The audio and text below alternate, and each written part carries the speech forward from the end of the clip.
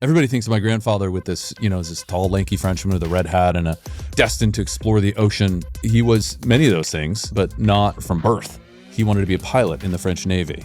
He broke his back in a car accident and was washed out of the Naval Aviation Program. He was told by his superior officer to start swimming to rebuild his strength. And they started free diving and became frustrated they couldn't spend more time underwater. So he met an engineer named Émile Gagnon, who had just created an industrial valve, and they tinkered for a year or two. And so the idea to swim freely in the ocean like a fish was revolutionary, and scuba diving was born. And so my grandfather, if anything, was a problem solver. Having witnessed the decline in the health of the environment from the 1940s, 50s, and into the 60s, and said, this is no longer about exploration. We have to tell the world we need to protect these things. And that ended up being the last and greatest problem that he sought to solve, and one that he then passed on to my father and then to us.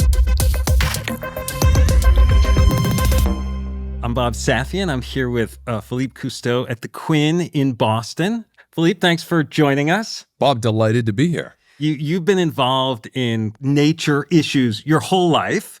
You co-founded Earth Echo when you were 20, youth-led organization that seeks to restore our oceans. What do you think is the current state of climate progress? Has there been climate progress? I think the current state in many cases, certainly for people in the ocean space like myself, is one of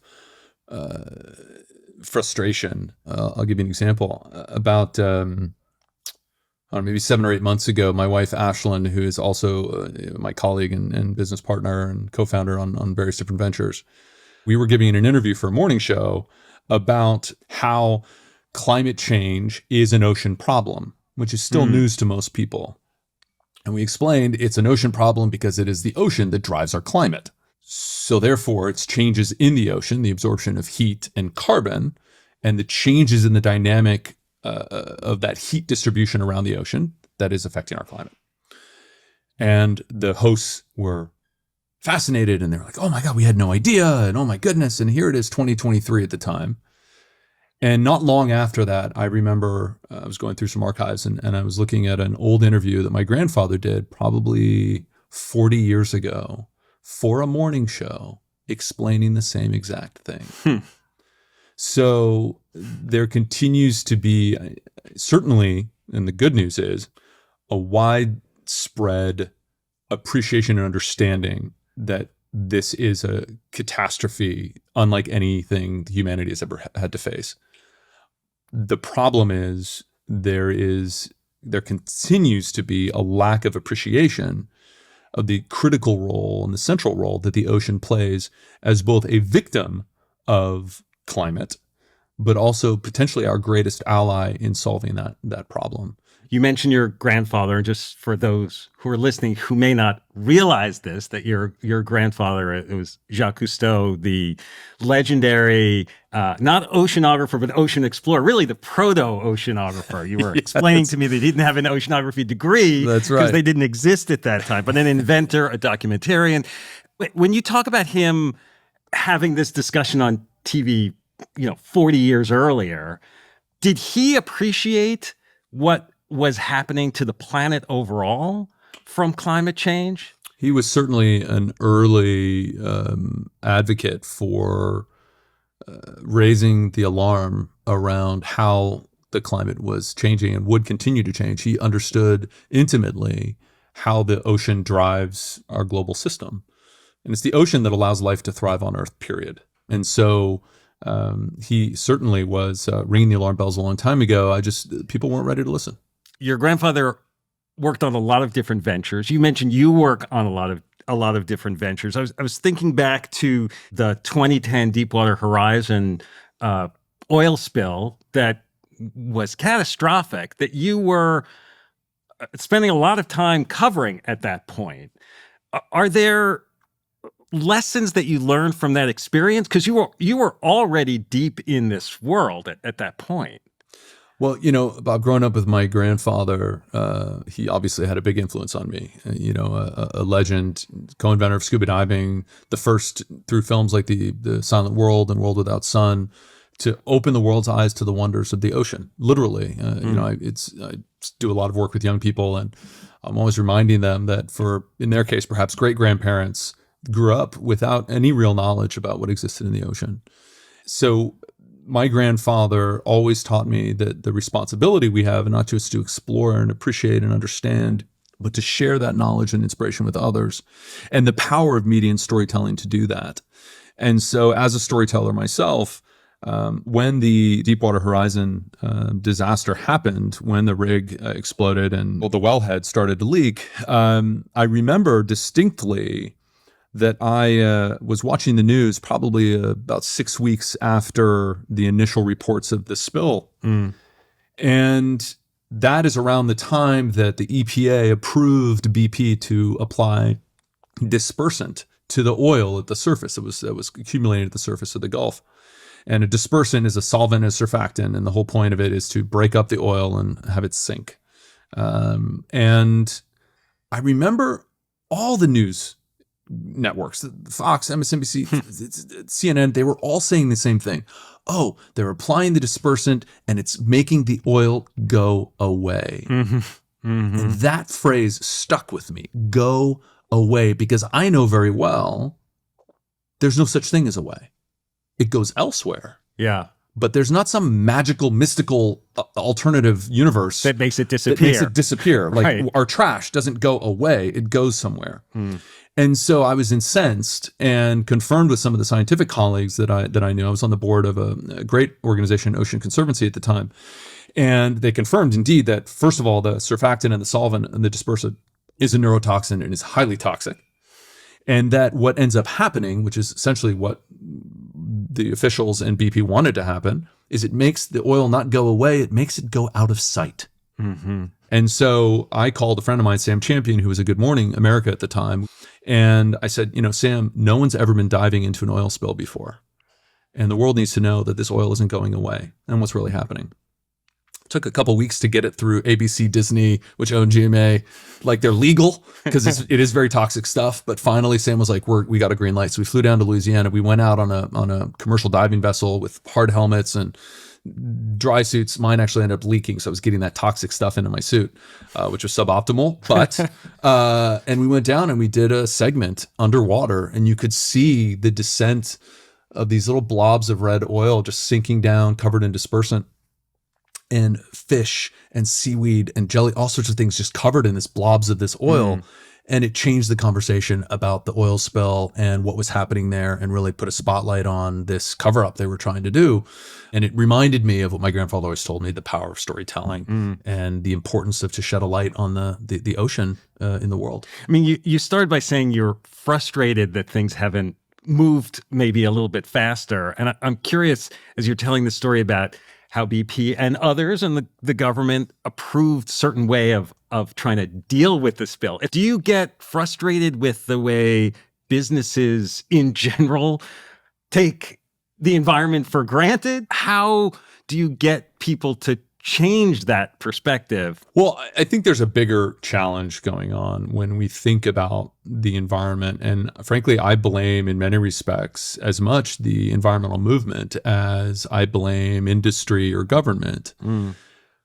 We, as a movement, tend to be pretty poor storytellers. And I believe that one of the problems that we face today is that we have underinvested in story and education in particular.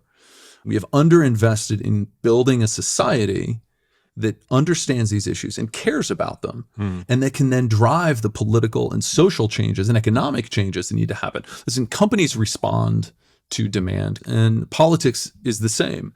And over the last few decades, as it's still underinvested in a small group of us that are focused on education, you're really starting to see the impacts of that in society. You're starting to see a greater appreciation of the crisis around plastic waste, for example. You're starting to see a greater appreciation politically about the importance of climate and the environment. A recent Pew study showed that a majority of young Republicans believe in climate change and believe that climate change is a serious issue that the government needs to do more to tackle. So I do think that the good news is we are seeing a sea change, if you will, in society. But that doesn't just happen. It is part of a concerted effort of a motley crew of us that have focused on education, whereas still most of the big NGOs out there are very tactically focused. They want to protect land or want to pass a law, but they're not strategically thinking about how we build a society that actually drives that kind of change. Yeah, I feel like more recently the storytelling around climate has not necessarily, the wind has not necessarily been behind you,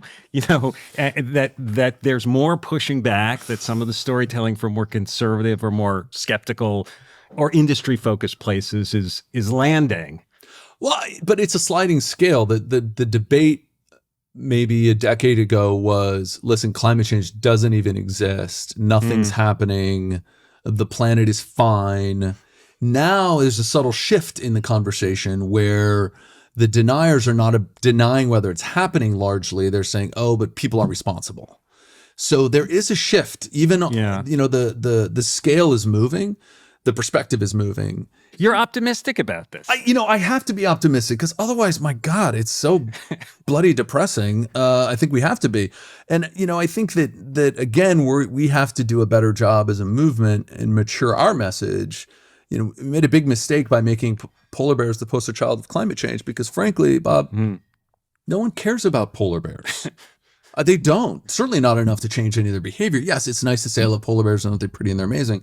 But the person struggling to pay their bills or find a job, it doesn't care about polar bears. Yeah. We need to do a much better job as a movement of relating how we solve these problems as a way to create jobs and opportunity for people. How do we help people take care of their families? What are the impacts on our health? What are the impacts on our children?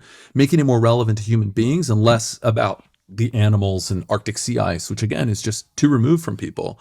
And we need something my grandfather was really good at.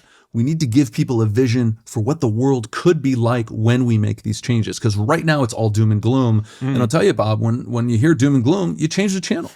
And we need to get out of that mindset about talking about the problems and focusing more on the opportunity and the solutions and the innovation that exists, because there's a lot and it's very cool. Yeah, and I think one of the challenges that climate change has had is to keep the conversation moving. Like people get engaged on something for a little while and then they move on, and there's a short attention span. Boy. Yeah, because it's such a long-term situation too, right? You're not going to have like a quick resolution either. Well, that's true. And so, what we've found is, how do we break this down? How do we break this down into tangible bites for people to understand it? And so, for example, as opposed to talking about how coral reefs are declining, and we've lost half the world's coral reefs in my lifetime in 44 years. Okay, that's a fact that's depressing and probably going to make you change the channel. Instead, what we've been doing for the last few decades is pioneering technology where we can rebuild and actually build entire coral reef ecosystems. So that's a different conversation. And then you can incorporate that into natural capital valuation, into carbon credits, into economic models, into financial markets. And then you start getting into really interesting places that can capture people's imagination about how we can come together to solve problems, use technology and innovation, and build a better future, as opposed to resign ourselves to the way things are as we just slowly spiral down the drain. When we look at a wellness brand that we're launching later this year called Civoir, it's about krill alternatives. Krill is a tiny crustacean about the size of your thumb. And it is part of a biochemical system on our ocean where krill interact with eat phytoplankton, and their waste from eating that phytoplankton is sequestered in the deep ocean, and then whales and other animals eat the krill, and puts an estimated 13 billion tons of carbon sequestered into the ocean every year for free. The linchpin of this is this tiny creature called krill.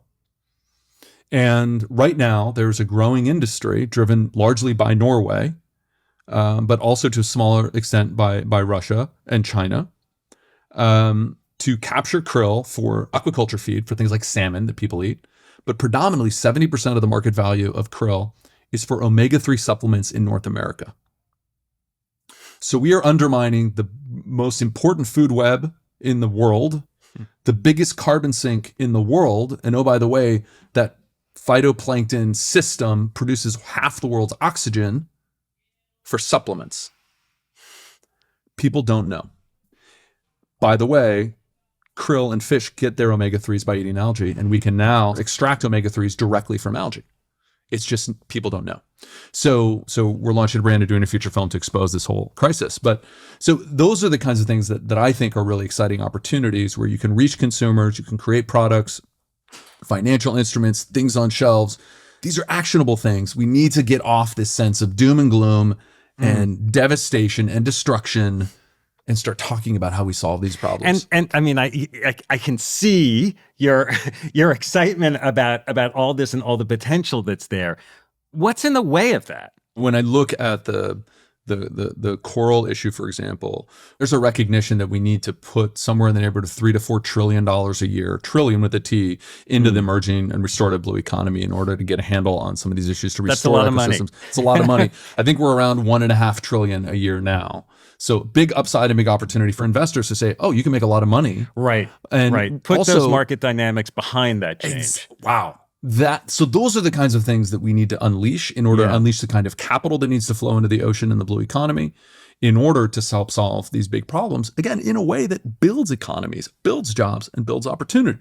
There's so much that we do understand about how these ecosystems work, but we don't really appreciate, right? Yeah, Bob, there's so much we still don't understand. When you look at the amount of money that we invest in sending probes into space to explore distant galaxies versus the amount of money that we spend to explore and understand these complex systems on this planet, it's a rounding error that we invest here on Earth versus what we spend on space.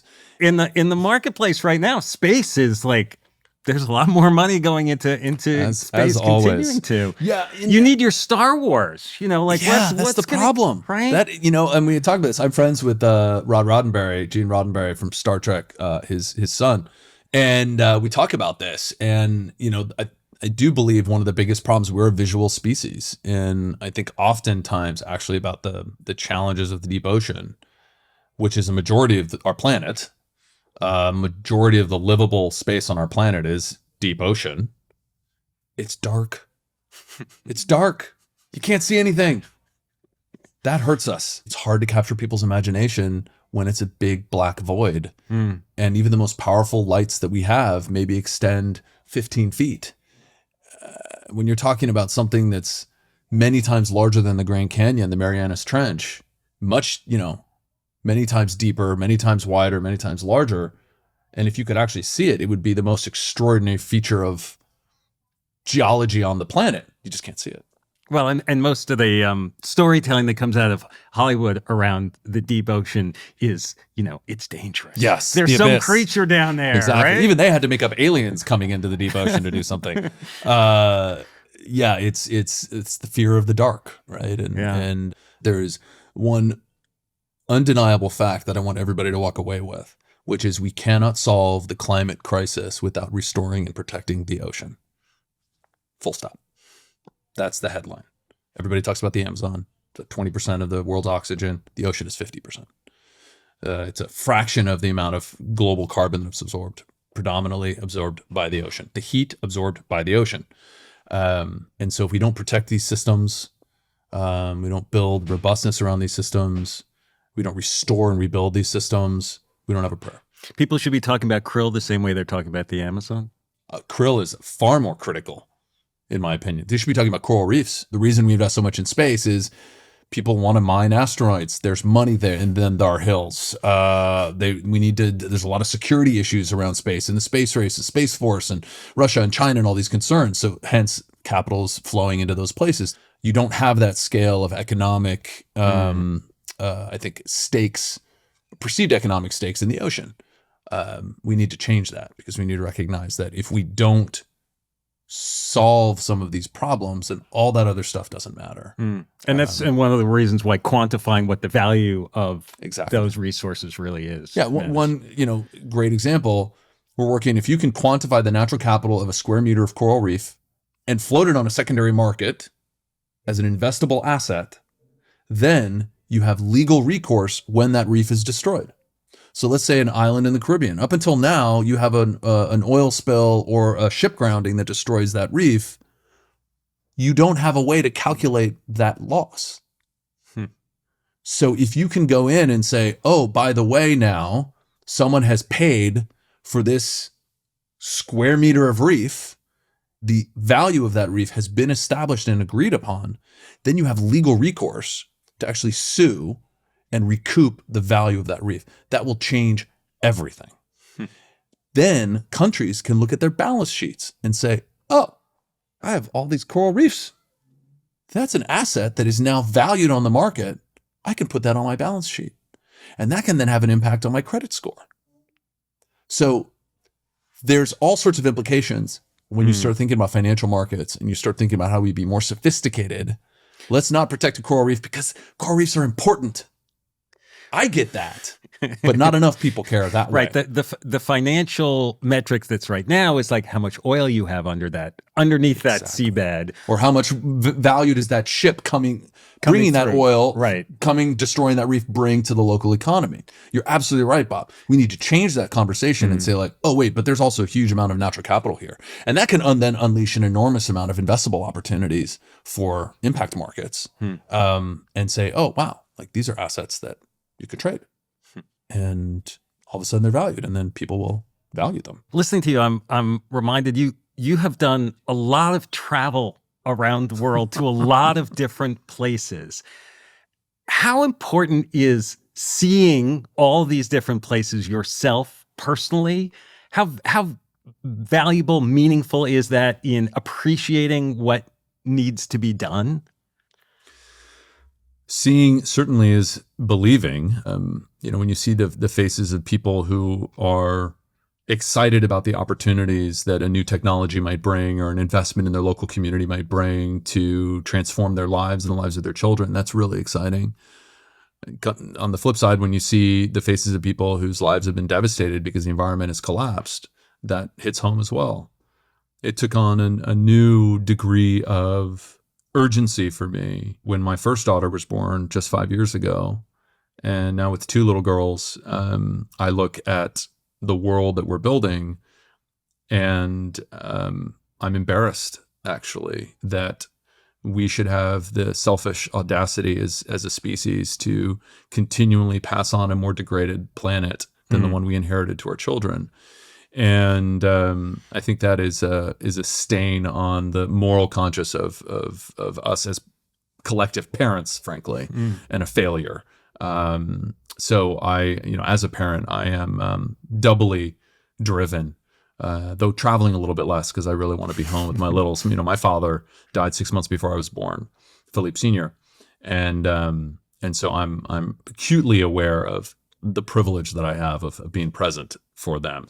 Your grandfather inspired your father. Both of them inspired you to sort of take on these issues and make it your life.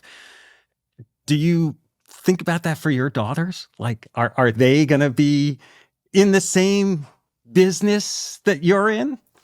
Bob, it's possible. My mom did a great job. Single mom, my hero. She never pressured us to necessarily follow this line of work.